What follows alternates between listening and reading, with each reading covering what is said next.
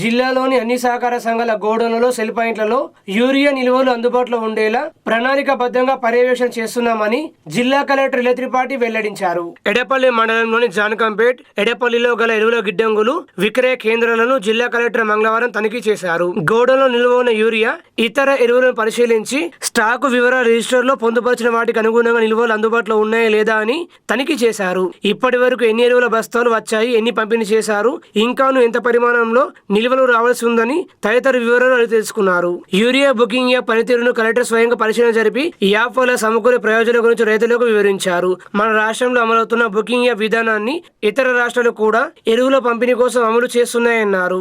ఈ యాప్ వల్ల ఎలాంటి నష్టం లేదని, గత రబీ సీజన్ లో కూడా ఎలాంటి ఇబ్బందులు లేకుండా అమలు చేయడం జరిగిందని గుర్తు చేశారు. ఎరువులు పక్కదారి పట్టకుండా పారదర్శకంగా ప్రణాళికాబద్ధంగా యూరియా పంపిణీకి బుకింగ్ యాప్ దోహదపడుతుందని, దీని విషయంలో రైతులు అపోహలకు గురి కావద్దని సూచించారు. నానో యూరియా వాడకం వల్ల కలిగే లాభాలపై రైతులకు అవగాహన కల్పించారు. ప్రయోగాత్మకంగా కొంత పరిమాణంలో నానో యూరియాను వినియోగించి ఫలితాలను స్వయంగా పరిశీలించాలని రైతులకు హితవు పలికారు. అయితే రైతులను నానో యూరియా కొనాలని బలవంతం చేయవద్దని, వారు కోరిన ఎరువులు మాత్రం అందించాలని, ఇతర ఉత్పత్తులు కొనుగోలు చేయాలని ఒత్తిడి చేస్తే బాధ్యులపై కఠిన చర్యలు తీసుకుంటామని, డీలర్ల లైసెన్సులు రద్దు చేసేందుకు కూడా వెనుకడబోమని కలెక్టర్ ఈ సందర్భంగా స్పష్టం చేశారు. జిల్లా రైతుల అవసరాలకు సరిపడా ప్రస్తుతం 27,000 మెట్రిక్ టన్నుల పై చీలకు యూరియా ఎరువులు అందుబాటులో ఉన్నాయని, ఎక్కడ కూడా కొరత ఏర్పడకుండా రైతులకు అవసరాలకు అనుగుణంగా అన్ని ప్రాంతాలకు నిల్వలను చేరవేస్తున్నామని తెలిపారు. పలు సొసైటీలు డిఫాల్ట్ లో ఉండగా వాటి పరిధిలోని రైతులకు సైతం ఇబ్బందులు తలెత్తకూడదని, స్థానికంగానే వారికి ఎరువులు అందుబాటులో ఉంచాలనే ఉద్దేశంతో DCMS ద్వారా ఎరువుల పంపిణీ చేస్తున్నామని అన్నారు. ఒకంత ముందుగానే పంటలు విత్తుకునే బోధన బాన్స్వాడ నియోజకవర్గ పరిధులు ఇప్పటికే రైతులకు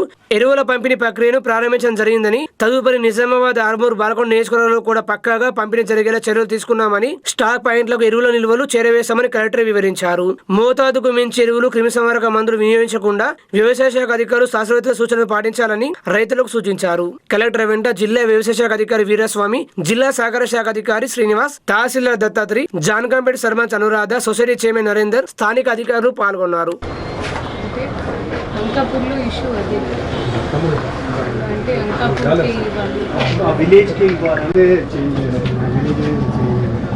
పర్వాలేదు, అంకపూర్లో అడిగేది ఏంటంటే పక్కన పర్కేట్ వీళ్ళు వస్తుంది.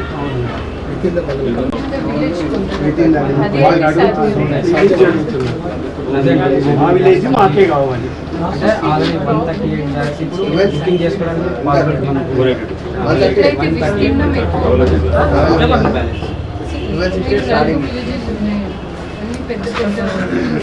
సేల్ పాయింట్స్,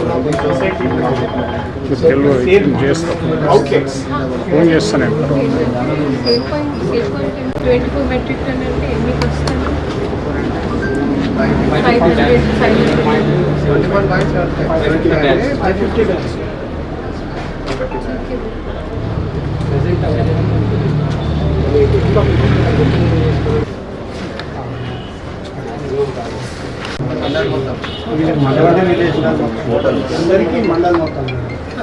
కానీ సర్పంచ్ గారు, ఇది మీరు కూడా ఒక ఊరికి ఒక సొసైటీ పెట్టారు.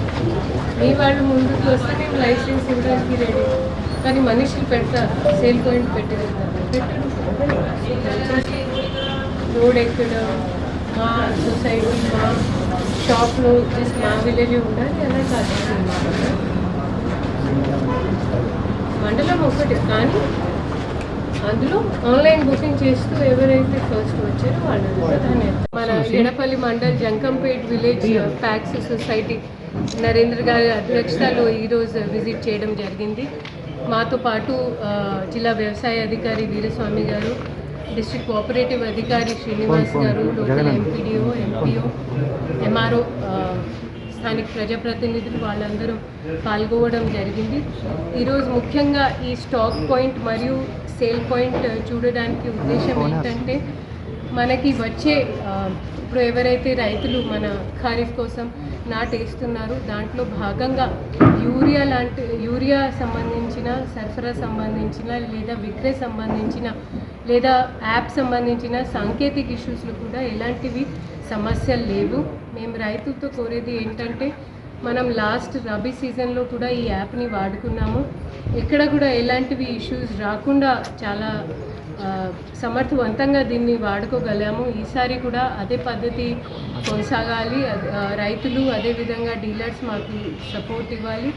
నిజామాబాద్ విషయానికి వచ్చేసరికి మన టోటల్ కావాల్సిన సరఫరాలు ఇప్పుడు ప్రస్తుతం యాజ్ ఐఎమ్ స్పీకింగ్ మన దగ్గర 27,000 మెట్రిక్ టన్ అందుబాటులో ఉంది. బన్స్వాడ బోధన్ ఏరియాలో ఆల్రెడీ ఫస్ట్ స్పెల్స్ కూడా వాళ్ళు వాడుకొని దాదాపు 1,84,000 బ్యాగ్స్ కూడా ఆల్రెడీ తీసుకొని ఉన్నారు. ఇక్కడ జంకంపేట్, నెహ్రూ నగర్ చుట్టుపక్కల ఏరియాలో కూడా నిన్నటి నుంచి వాణిజ్య అమ్మడం మొదలైంది. మేము డీలర్స్కి కూడా హెచ్చరిస్తున్నది ఏంటంటే రైతులకి ఏది కావాలన్నా అది యూరియా కావచ్చు, నానో యూరియా కావచ్చు, కాంప్లెక్స్ డిఏపి కావచ్చు, వాళ్ళు అడిగేదానికి తగ్గట్టు మనం సరఫరా ఇవ్వాలి. మనం ఇది తీసుకుంటే యూరియా ఇస్తాము, వేరే ఏదైనా పదార్థం తీసుకుంటేనే యూరియా ఇస్తామనేది అలా బెదిరించడానికి, బలవంతంగా విక్రయ చేయడానికి ఎవరైనా ప్రయత్నాలు చేస్తే తప్పకుండా వారి మీద, వారి సొసైటీ మీద అయినా కఠినమైన చర్యలు తీసుకుంటామని తెలియజేస్తున్నాను.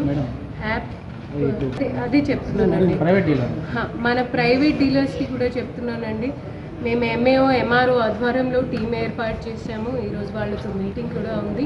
ఇలాంటివి ఎవరైనా మనం ఇన్స్ట్రక్షన్స్ ఇచ్చిన తర్వాత, మనం దిశానిర్దేశాలు ఇచ్చిన తర్వాత కూడా ఎవరైనా రైతులకి ఇలాంటివి కావాలని ఇబ్బంది పెడతా ఉంటే వాళ్ళ మీద యాక్షన్ తప్పదు.